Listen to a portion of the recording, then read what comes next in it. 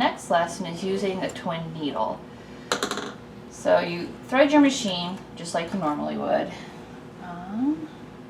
Only I don't know if that automatic threader is going to work on the on the twin needle here. Let's see. Okay, so the first thread is your normal thread here.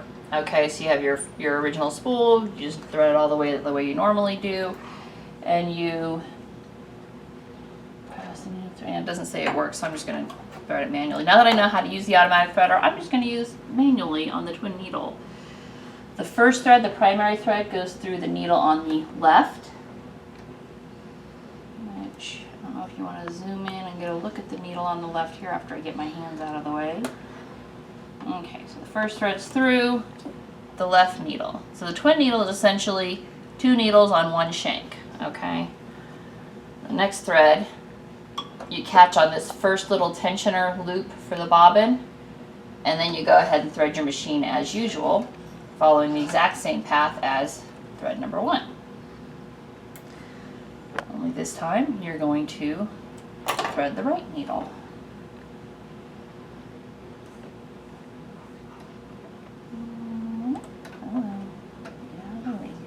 There we go.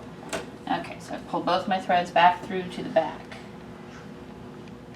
Now, you can't use, well, you can use the straight stitch, but, did I miss anything? Oh, sorry. The thread on the right needle does not go through this 0.6. It stays outside that little loop. Okay. Okay. They want us to press the stitch sampler number 3. Okay, and that's going to pull the bar so it's in the dead center instead of offset to the left or right. And next up, you want to hit this button right here. You see it has a single needle and a double needle.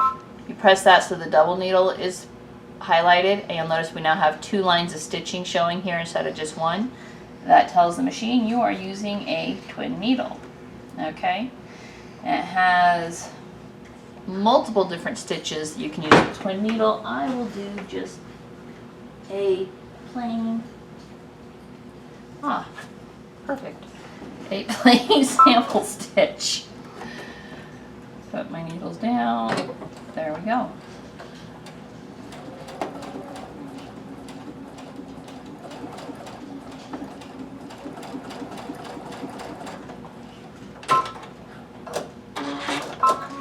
So now we have 2 perfectly spaced lines of stitching on the front.